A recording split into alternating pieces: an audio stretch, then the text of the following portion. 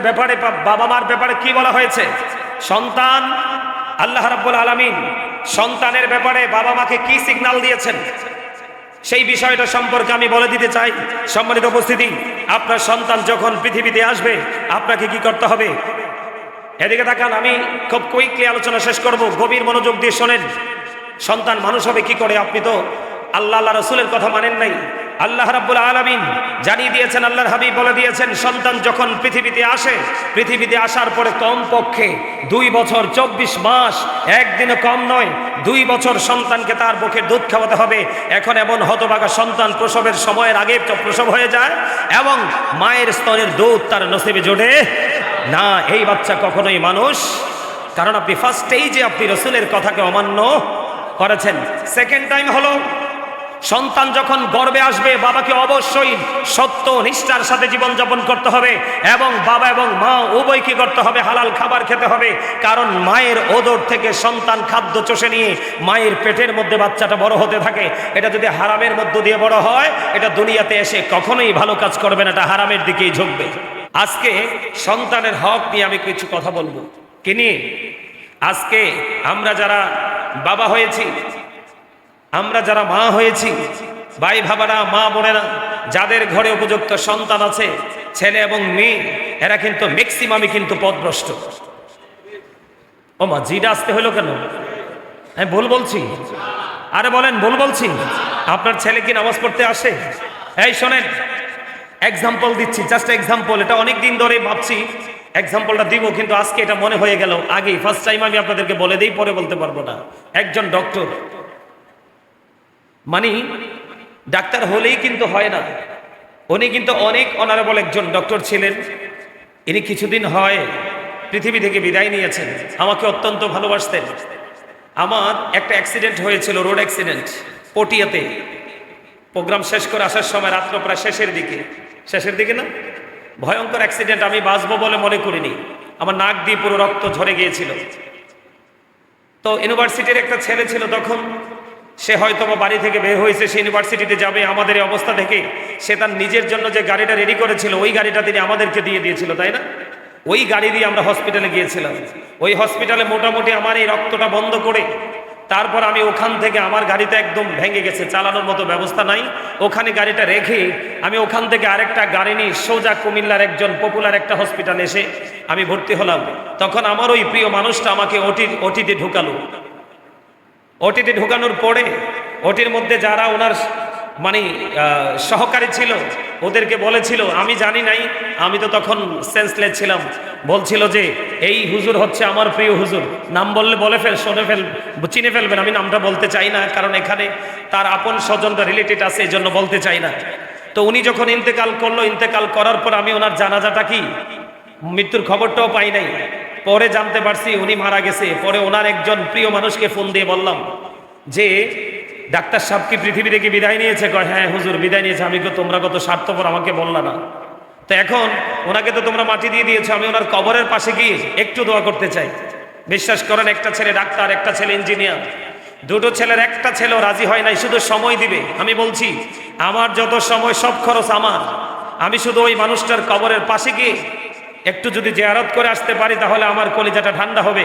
দুইটা ছেলের একটা ছেলেও তাদের পড়াশোনা, তাদের কাজ রাজি হয় নাই। নাউজুবিল্লাহ বলবেন না? আরো জোরে বলেন, আরো জোরে। গত জুমায় কি বলেছিলাম? একজন গিয়ে রাসূলকে প্রশ্ন করেছিলেন, ইয়া রাসূলুল্লাহ, আমার বাবা আমার উপার্জিত সম্পদ নিজের মতো করে খরচ করতে চায়। আমার রাসূল ডাক দিয়ে বললেন, শুধু তোমার সম্পদ নয়, তুমি নিজেও তোমার বাবার সম্পদ। আওয়াজ তুলে বলেন সুবহানাল্লাহ। তোমাকে ডাক্তার বানিয়ে গেল বাবা, তোমাকে ইঞ্জিনিয়ার বানিয়ে গেল বাবা, তুমি বাবার জন্য একটু সময় দিতে পারবে না? তোমার মতো এইরকম অকৃতজ্ঞ সন্তান বাবা মায়ের জীবনে বড় অভিশাপ। এই সন্তান দুনিয়াতে যেমন কোনো কাজে লাগবে না, আখিরাতেও কোনো কাজে লাগবে না। কোরআন শরীফের 19 পারা সূরা শুআরা 88 নম্বর আয়াতে আল্লাহ বলেছেন, ইয়াউমা লা ইয়ানফাউ মালু ওয়ালা বানুন, কিয়ামতের দিন আপনার ধন সম্পদ সন্তান সন্ততি একটাও কাজে লাগবে না যদি এগুলো অগ্রহণযোগ্য হয়। এই প্রজন্মের এই প্রেক্ষাপটে দাঁড়িয়ে আমি বলতে চাই, প্রত্যেকটা ঘরে ঘরে অপ্রত্যাশিত অগ্রহণযোগ্য বেয়াদব সন্তানের আপনার জন্ম বেশি বেড়েই চলেছে, এটার জন্য দায়ী হলো বাবা মা। তাল গাছ লাগালে যেমন তাল আসে, আম গাছ লাগাইলে যেমন আম আসে, ঠিক তেমনি বেয়াদব পিতামাতার মাধ্যমে কখনো সুন্দর সভ্য সন্তান আশা করা যায় না, এটার জন্য দায়ী। আমি আপনাদেরকে বলে দিতে চাই, আল্লাহ রাসূল বলে দিয়েছেন, every parent should take care their children very carefully. প্রত্যেকটা পিতামাতার উচিত তাদের সন্তানের দায়িত্ব যত্ন সহকারে পালন করা। প্রত্যেকটা বাবা মা যদি তার সন্তানের দায়িত্ব যত্ন সহকারে পালন করে যায়, আল্লাহ রাসূলের কথা মেনে, অবশ্যই মাস্ট বি, আমি বলতে চাই, আপনার সন্তান মানুষ যদিও না হয় কিন্তু অমানুষ হবে না। কেন জানেন? কারণ আপনার জীবনের চলার পথে ছিল সর্বোচ্চ সচেতনতা। আপনি মেনেছেন আল্লাহ রাসূলের আইন। সম্মানিত উপস্থিতি, আর সন্তানের জন্য প্রযোজ্য হলো we should Obi our parents. প্রত্যেকটা পিতামাতার উচিত তাদের পিতামাতাকে মান্য করা। কারণ হলো মা বাবাকে ভালোবাসা ফরজ, তাদেরকে কষ্ট দেওয়া হারাম। আমি মা বাবার সম্পর্কে এই কারণে কথাগুলো বললাম। এখনকার ম্যাক্সিমাম পিতামাতাই কিন্তু উদাসীন। মেয়ে হলে কিন্তু তার কদর কমে যায়, ছেলে হলে কিন্তু সোনার হরিণের মতো সকল মানুষকে সে এলান করে জানিয়ে বড় ধরনের ভোজের আয়োজন করে। এরকম আছে না নাই? সম্মানিত উপস্থিতি, আপনি যদি 1 ডজন ছেলের পিতাও হন, আপনার জান্নাতের সুসংবাদ নেই। কিন্তু আল্লাহর হাবিব বলেছেন, 3টা কন্যা সন্তানের মালিক যদি হতে পারো, তোমার জন্য 3টা জান্নাত। আবার প্রশ্ন করা হলো, ইয়া রাসূলুল্লাহ, আমার যদি 2টা কন্যা সন্তান হয়? রাসূল বললেন, তোমার 2টা কন্যা সন্তান হলে 2টা জান্নাত। হাদিস শরীফের মধ্যে এসেছে, হাদিসের রাবী যদি প্রশ্ন করতেন যে ইয়া রাসূলুল্লাহ, একটা সন্তানের পিতামাতা, একটা সন্তানের, একটা কন্যা সন্তানের বাবা মার ব্যাপারে আপনি কি বলবেন? হয়তোবা রাসূল বলে দিত, একটা কন্যা সন্তানের পিতামাতার জন্য একটা জান্নাত বরাদ্দ। আওয়াজ করে কোন সুবহানাল্লাহ, আর যারা বলেন না সুবহানাল্লাহ। সম্মানিত উপস্থিতি, এই কথাগুলো বলার কারণ হলো আল্লাহ রাব্বুল আলামিন বলেছেন, ক্বালাল্লাহু তাআলা ইয়া আইয়ুহাল্লাযীনা আমানু কু আনফুসাকুম ওয়া আহলিকুম নারা। আল্লাহ রাব্বুল আলামিন বলেছেন, O believers, save yourself and your families from the fire. আল্লাহ ঈমানদারকে ডেকে বলেছেন, আল্লাহ ঈমানদারকে, মুমিনকে ডেকে বলেছেন। আল্লাহ কিন্তু বেঈমান কাফের মুশরিককে ডাক দেয়নি। আল্লাহ বলেছেন, ইয়া আইয়ুহাল্লাযীনা আমানু, হে ঈমানদারগণ, কু আনফুসাকুম ওয়া আহলিকুম নারা, তুমি জাহান্নাম থেকে বাঁচো এবং তোমার আহালকেও জাহান্নাম থেকে বাঁচাও। আওয়াজ করে তোলে বলেন সুবহানাল্লাহ। সম্মানিত উপস্থিতি, একটা পিতামাতার জন্য, একটা পিতামাতার কাছে পৃথিবীতে শ্রেষ্ঠ সম্পদ হলো তার সন্তান। পৃথিবীর কোনো কিছুই পিতামাতার চক্ষুকে শীতল করতে পারে না যত দ্রুত সন্তানের উপস্থিতিতে পিতামাতার চোখ এবং অন্তর ঠান্ডা হয়ে যায়। ঠিক কেন বলেন? আরো যারা বলেন। আমি আপনাদেরকে বলছি, please stop your mouth everybody. সকলের জবানকে বন্ধ রাখবেন। এখানে আপনাদের কাজ হলো শুধু লিসেনিং করা, তার মানে শোনা। এখানে আপনাদের কাজ শুধু শ্রবণ করা, আর আমার কাজ হলো আমি লেকচার দেওয়া। কারণ আপনি যদি অ্যাটেনটিভলি লিসেনিং করতে না পারেন, তার মানে মনোযোগ দিয়ে যদি আপনি শুনতে না পারেন, তাহলে কিন্তু আপনি আপনার লাইফ স্টাইলকে চেঞ্জ করতে পারবেন না। ক্যারেক্টারলেস পারসন থেকে নিজেকে গুড ক্যারেক্টার সম্পন্ন পারসন হিসাবে কখনোই নিজেকে প্রিপেয়ার করতে পারবেন না। একটা মানুষের জীবনে বাঁচতে হলে, একটা মানুষের প্রেজেন্ট অ্যান্ড ফিউচারকে ব্রাইটনেস করতে হলে, একটা মানুষের জীবনে আরেকটা মানুষ প্রয়োজন, যেই লোকটা হলো ভিতর এবং বাহির থেকে কোয়ালিটিফুল পারসন। ঠিক কিনা বলেন? আরো জোরে। এটা আমি বলিনি, এটা আমার কথা নয়। আল্লাহ রাব্বুল আলামিন পবিত্র কালামে হাকিম স্পষ্ট করে বলে দিয়েছেন, ফাদখুলি ফি ইবাদি ওয়াদখুলি জান্নাতি। আল্লাহর হাবিব বলেছেন, join with my dear people, come to my paradise. আল্লাহ বলেছেন, তোমরা আমার প্রিয় লোকেদের সাথে যুক্ত হও আর আমার জান্নাতে চলে আসো। আপনার জীবনের প্রিয় হিসাবে নিতে হবে একজন আল্লাহর ওলি আর একজন হক্কানি আলেম। তার কারণ হলো, হক্কানি আলেমরা হলো আল্লাহ রাসূলের বিধি বিধানের খুনি। খুনিতে যেমন কোনো কিছুর কমতি হয় না, আপনার জীবনে আপনার লাইফ স্টাইলকে আলোকিত করতে হলে আপনার জীবনে একজন যোগ্য দক্ষ আলেমের কোনো বিকল্প নেই। এটাকে আপনি বিশ্বাস করেন বা না করেন সেটা ডিসাইড করবেন আপনি, কিন্তু আমার বলার দায়িত্ব আমি বলে যাচ্ছি।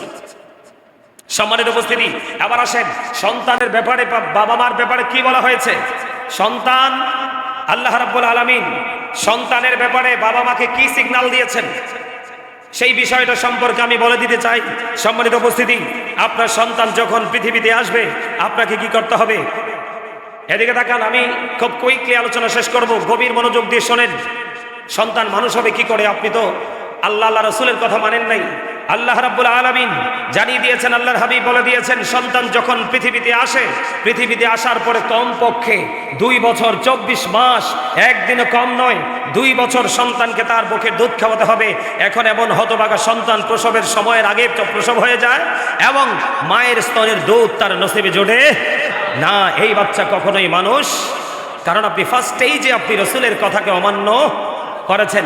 সেকেন্ড টাইম হলো সন্তান যখন গর্ভে আসবে, বাবাকে অবশ্যই সত্য নিষ্ঠার সাথে জীবনযাপন করতে হবে এবং বাবা এবং মা উভয়কে করতে হবে হালাল খাবার খেতে হবে। কারণ মায়ের ওদর থেকে সন্তান খাদ্য চষে নিয়ে মায়ের পেটের মধ্যে বাচ্চাটা বড় হতে থাকে। এটা যদি হারামের মধ্য দিয়ে বড় হয়, এটা দুনিয়াতে এসে কখনোই ভালো কাজ করবে না, এটা হারামের দিকেই ঝুঁকবে। আমার কথা বলে না কেন? হিসাব কি মিলে না? আরো জোরে বলেন, হিসাব কি মিলে? মিলে। যদি যার কাছে মিলে তার জীবনে হেদায়েত আছে, আর যার হিসাব মিলে না তাকে আমি কিছুই কি করতে পারবো না, বলতে পারবো না। বন্ধুরে আমার, হযরত আবু রাফি রাদিয়াল্লাহু তাআলা আনহু থেকে হাদিস কানা বর্ণিত, তিনি বললেন, ও দুনিয়ার মানুষ রে, আমি দেখেছি। যে কি দেখেছেন আপনি?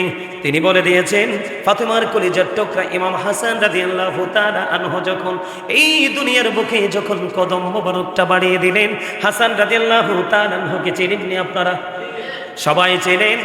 কে কে চিনেন হাত তুলে দেখান, সোজা করে হাত তুলে দেখান। হাসান রাদিয়াল্লাহু তাআলা আনহুকে যিনি চিনে না, তার মতো হতভাগা এই সৃষ্টি জগতে আর কেউ নাই রে বন্ধু। আমার রাসূল বলেছেন, আল হাসান ওয়াল হুসাইন সাইয়্যিদুশ শাবাবি আহলিল জান্নাহ। আমার রাসূল বলেছেন, ইমাম Hasan and Husain are the leader of younger people in Jannah. তিনি বলে দিয়েছেন, ইমাম হাসান হুসাইন 2 ভাই জান্নাতি ইমানদার যুবকদের নেতা। তাহলে মদিনাওয়ালার পাগল যারা, ও বন্ধু, তাদেরকে চিনতে হলে দেখতে হয় না, তাদেরকে চিনতে হলে এই চর্মচক্ষু লাগে না। আপনি তাদের সাথে প্রেমের ডোরি লাগিয়ে দেন, অন্তরের চোখ মেলে তাকানে আপনার দূরদৃষ্টি দৃষ্টির ভঙ্গি, ওই নুরানি পেজগুলো আপনার সামনে এসে হাজির হয়ে যাবে। ঠিক কেনা বলেন? বন্ধুরে আমার, হযরতে হাসান রাদিয়াল্লাহু তাআলা আনহু যখন এই পৃথিবীর বুকে যখন কদম মোবারক বাড়িয়ে দিলেন, হযরতে রাফি রাদিয়াল্লাহু তাআলা আনহু তিনি সাক্ষী দিলেন, আমি দেখতে পেয়েছি আমার নবীজি, আমরা আজানের জন্য প্রস্তুতি নেওয়ার আগে যেমনি আজান দেই, ইমাম হাসান রাদিয়াল্লাহু তাআলা আনহুর কানে আমার প্রাণের রাসূল আজান দিয়েছে। জোরে জোরে কন্যা সুবহানাল্লাহ। এখনকার দেখবেন ম্যাক্সিমাম সন্তান যখন পৃথিবীতে আসে, ম্যাক্সিমাম সন্তান যখন বন্ধু পৃথিবীতে আসে, আপনি দেখবেন ওই সন্তানের নসিবে আজান জোটে না। আপনি আরেকবার আল্লাহ রসুলের আইনকে অমান্য করেছেন। ঠিক কিনা বলেন? আমার কথাকে বুঝতে পারছেন কিনা? আর জোরে বলেন না, বুঝতে পারছেন নি? তাহলে আজান দিতে হবে। আমার রাসূল হযরতে হাসান রাদিয়াল্লাহু তাআলা আনহুর কানে বন্ধু আজান দিয়ে দিলেন। মা 2 বছর সন্তানটাকে বন্ধু কে করবে? বুকের দুধ খাওয়াবে। ও বন্ধু, সন্তানের যখন 7 দিন হবে, আমার নবীজি বলল, উম্মত, সন্তানের সাথে পিতার সম্পর্ক হলো আকিকার মাধ্যমে। কিসের মাধ্যমে? কথা বলে না কেন? আকিকার বন্ধনে আবদ্ধ হয়ে পিতা এবং সন্তান, মাতা এবং সন্তান। এই জন্য রাসূল জানিয়ে দিলেন, 7 দিন যখন হবে, তুমি যদি তোমার পুত্র সন্তান হয়, 1 বছরের 2টা ছাগল দিয়ে তুমি আকিকা দিয়ে দিবা। কন্যা সন্তান যদি হয়, 7 দিনের মধ্যে 1 বছরের একটা ছাগল দিয়ে তুমি আকিকা দিয়ে দিবা। রাসূল বলে দিলেন, ইসলামী নাম রাখবা, মেয়ে হোক বা ছেলে হোক, তাদের মাথা তুমি মুন্ডন করে দিবা। জোরে জোরে কন্যা সুবহানাল্লাহ। বন্ধুরি আমার, এখনকার পিতা মাতা সেটা মানতে চায় না। এই খবর পর্যন্ত তাদের কাছে নাই। তারা আছে এখন ফেসবুকদেরকে নিয়ে। ঢেক কিনা বলেন? বন্ধু, শুধু এখানে একান্ত নয়, দেখতে দেখতে 7 দিন পার হয়ে গেল। বন্ধু, দেখতে দেখতে 7 থেকে 7 বছরে পা দিল। আল্লাহর হাবিব জানিয়ে দিলেন, তুমি তোমার সন্তানকে 7 বছরে যখন পা দিল, তুমি নামাজের জন্য তাকে তাগিদ দাও। 7 বছর থেকে ধীরে ধীরে যখন 10 বছরে পা দিল, 10 বছরে যখন পা দিল, তুমি তোমার সন্তান থেকে বিছানাটা আলাদা করে দাও। একসাথে ঘুমাইতে পারবে না, তাকে পৃথক করে দিতে হবে, আলাদা করে দিতে হবে। আমার রাসূল বললেন, 10 বছরে যখন আজান নামাজ পড়বে না, তাকে হালকা পাতলা ভাবে মায়ের দিয়ে দাও। এখনকার বাবা মা 10-15 বছর কোন দিক দিয়ে চলে যায় খবর নাই। খবর শুধু আছে ইংলিশ মিডিয়াম নিয়ে। ঢেক কিনা বলেন? আছে না নাই? আমি আপনাকে বলছি না যে আপনি ইংলিশ পড়াবেন না, অবশ্যই পড়াবেন, কিন্তু ইংলিশ পড়াবার আগে আপনার অনেক দায়িত্ব কর্তব্য আছে, সেই কর্তব্য আপনাকে পালন করতে হবে। বন্ধুরে আমার, এই কর্তব্যের মধ্যে সন্তান কিন্তু নামাজের জন্য তাগিদ দিয়েছেন আপনি। আল্লাহর হাবিব সরকারে মদিনা তিনি বলে দিয়েছেন গুরুত্বপূর্ণ হাদিস খানা বন্ধু এসেছে দায়ালামি শরীফের মধ্যে। আপনার আমার প্রাণের রাসূল বলে দিয়েছেন আদিবু আওলাদাকুম আলা তালাতি খিসালিন হুব্বি নবীকুম হুব্বি আহলে বাইতিহি ওয়া আলা কিরাতিল কুরআন। রাসূল বলেছেন তোমরা তোমাদের সন্তানদেরকে তিনটি বিষয়ে শিক্ষা দাও। ইয়া রাসূলুল্লাহ, ইয়া হাবিবাল্লাহ, নবী গো, এই তিনটা বিষয়কে আমার নবীজি প্রথমে বলেছেন হুব্বি নবীকুম, it's the love of the prophet, তোমরা নবীর প্রেম শেখাও। এরপরে বলেছেন হুব্বি আহলে বাইতিহি, নবীর আহলে বাইতের প্রেম শিখা এবং শিখানো দুইটাই বন্ধু, ঈমান এবং ফরজ। এরপর থার্ড টাইম রাসূল বলেছেন ওয়া আলা কিরাতিল কুরআন, তুমি তোমার সন্তানকে কোরআন তেলাওয়াত শেখাও। জোরে জোরে কন্যা সুবহানাল্লাহ। এখন কয়টা বাবাই তো জানে না ঈমান কি, ঈমান কত প্রকার, কি কি কোন কোন জায়গায় ঈমান স্থাপন করতে হবে, এটা বাবাই তো জানে না, সন্তানকে শিক্ষা দেবে কে করে? ও বন্ধু, এখনকার সন্তান অমানুষ হওয়ার পিছনে বাবা মা কারণ মা মেয়েটাকে উলঙ্গ করে নিয়ে বের হয়। ছোট্ট থাকতে মেয়েটা খোলামেলা থাকতে থাকতে এটা অভ্যস্ত হয়ে যায়। আবার ছেলেটা বন্ধু বাবাকে ফলো করে, বাবার মুখে নাই দাড়ি, বাবা যেটা করে সন্তানও সেটা করে, বাবার পরনে নাই পাঞ্জাবি, বাচ্চাটাও সেটাই করে, বাবা নামাজ পড়ে না, সন্তানও কিন্তু সেটাই ফলো করে। এমনি করে করে প্রত্যেকটা সেক্টর আপনি ডিমলিশ করে দিয়েছেন, তার মানে ধ্বংস করে দিয়েছেন, তার ফিউচারটা ব্ল্যাক হয়ে যাবে, কখনোই ব্রাইট হবে না। জোরে জোরে কন্যা নাউজুবিল্লাহ। আমার কথা কি আপনারা বুঝতে পেরেছেন? আপনার সন্তানকে মানুষ করতে হলে বন্ধু তিনটা জায়গার দিকে বাবা মাকে কড়া নজর রাখতে হবে। প্রথম হলো বন্ধু, প্রথম আপনাকে একটা কাজ করতে হবে, সেটা হলো আপনার পারিবারিক শিক্ষা দিতে হবে। কি? ফ্যামিলিগত শিক্ষা দিতে হবে। দ্বিতীয়ত বন্ধু সামাজিক শিক্ষা দিতে হবে। আর তৃতীয়ত আপনাকে সন্তান যখন বড় হতে থাকবে দেখবেন সেই মানুষের সাথে মিশতে থাকবে, বন্ধুত্বের সম্পর্কে আবদ্ধ হওয়ার চেষ্টা করবে। ঠিক সেই সময়টা হলো আপনার ছেলে এবং মেয়ের জন্য সবচেয়ে বড় ভয়ঙ্কর এবং বিপজ্জনক। ওই সময় যদি আপনার ছেলে এবং মেয়েকে যদি আপনি একটুখানি কড়া নজরে রাখতে পারেন, এই সন্তান কোনো দিন অমানুষ হবে না। আপনার জীবনে বিশেষ প্রয়োজন হলো একটা সৎসঙ্গ তার জন্য জুটিয়ে দেওয়া। ঠিক কিনা বলেন? এখন তো বন্ধু শব্দের কোনো পবিত্রতা নাই, আছে? এখন কি বন্ধু আছে? আবার একেবারে নাই বললে চলবে না। আমার কাছে মনে হয় 10 থেকে 15% আছে বন্ধুত্বর সম্পর্ক, আর 85% একবার এটা জাস্ট ফর্মালিটিতে আবদ্ধ। কথাকে বুঝতে পারছেন? 85% কি, 85% জাস্ট ফর্মালিটি। আর রিয়েলিটি যদি আমি খুঁজি তাহলে দেখেন 10 থেকে কি, কথা বুঝতে পারছেন, 15 পর্যন্ত, ঠিক না? তা এটা আমার কথা আর কি, এটা আপনারা আপনাদের অ্যানালাইসিস থেকে বুঝতে পারেন বাকিটা কি। তো এই কথাগুলো বলার কারণ হলো সম্মানিত উপস্থিতি, আজকের সন্তানগুলো ম্যাক্সিমামই ধ্বংস না?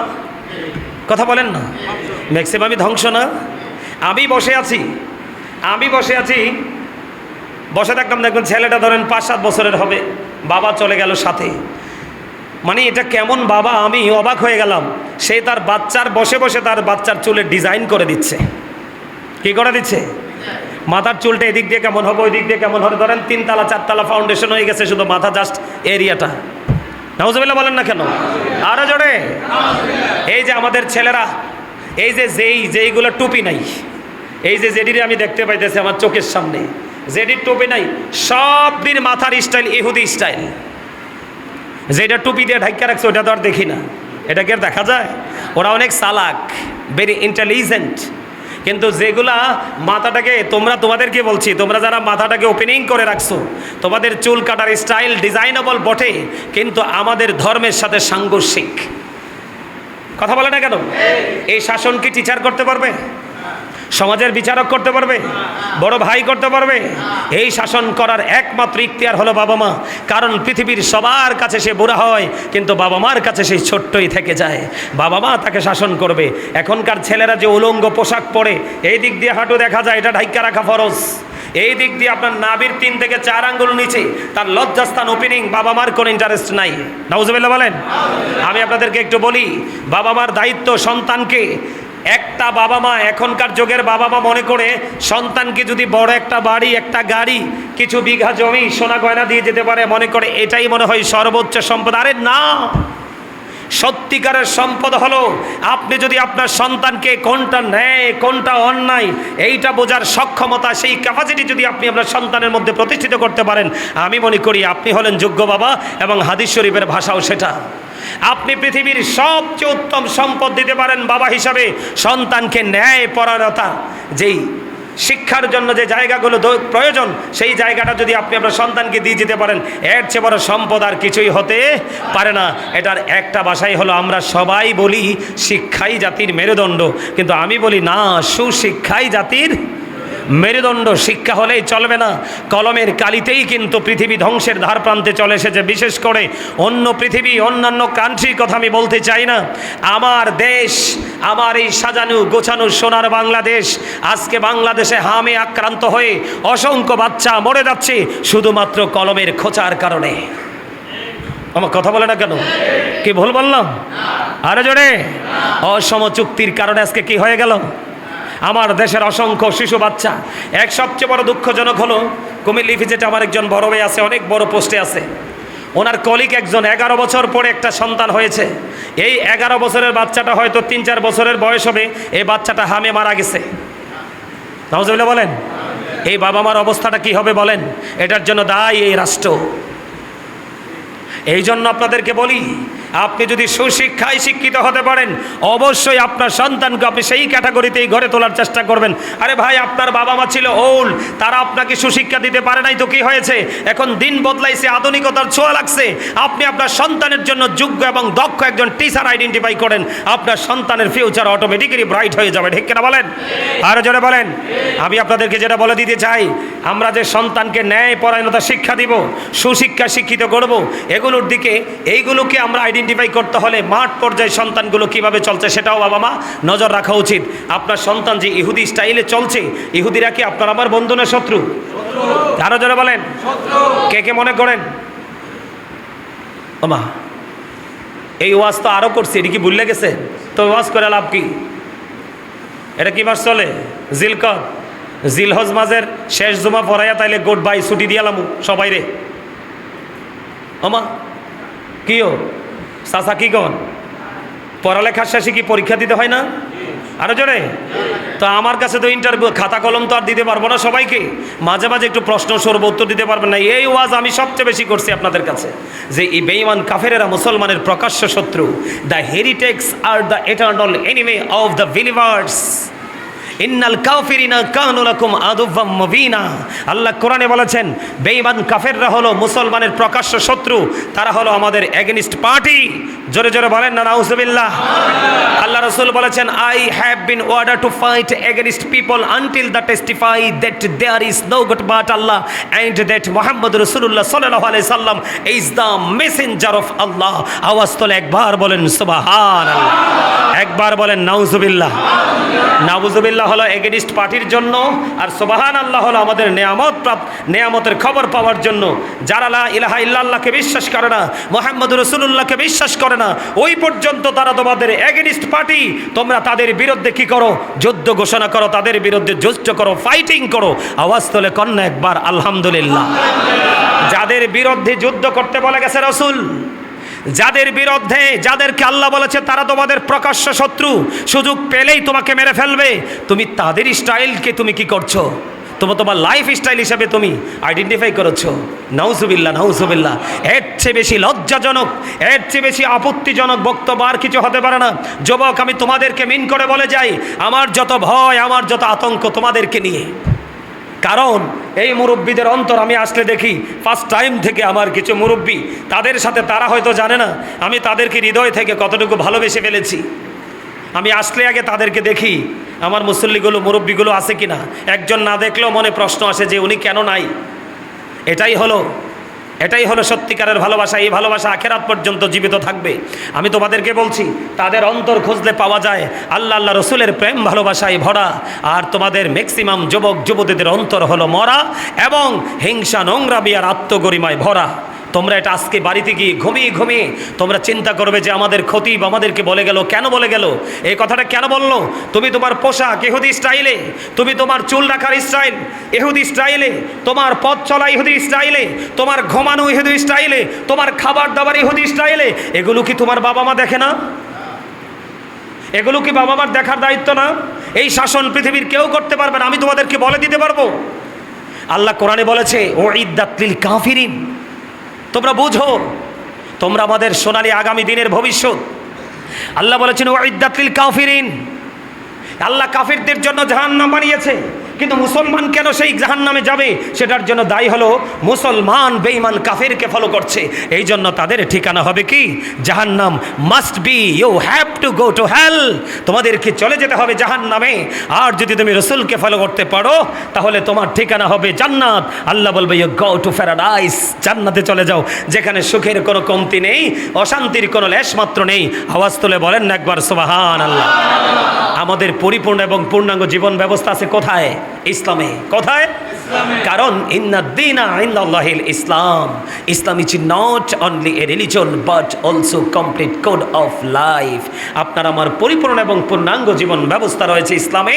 আমরা বাবা মা আগে ইসলামের রঙে রঙিন হব, তারপরে আমি স্বপ্ন দেখব যে আমার সন্তান আর যাই হোক না কেন, আর যাই হোক না কেন, আমি আমার সন্তানকে মানুষের মতো মানুষ বানাবো। মনে রাখবেন, যেই কোনো সন্তানই অমানুষ হতে পারে, কিন্তু মানুষ হওয়া হলো বড় চ্যালেঞ্জিং।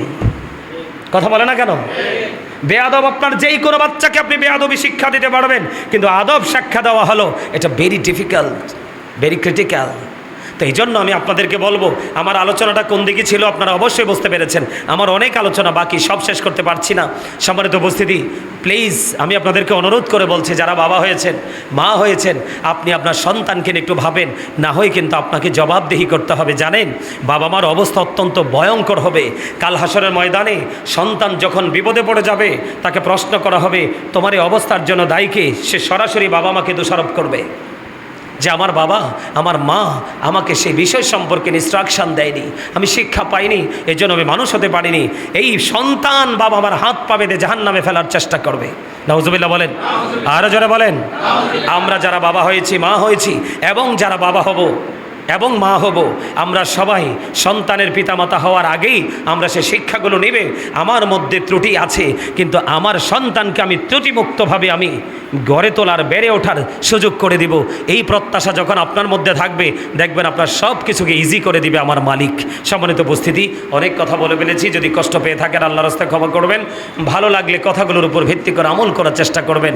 আল্লাহ আমাদের সবাইকে ঈমানে ইসলামী জিন্দেগি দান করুন। সকলে বলুন আমিন।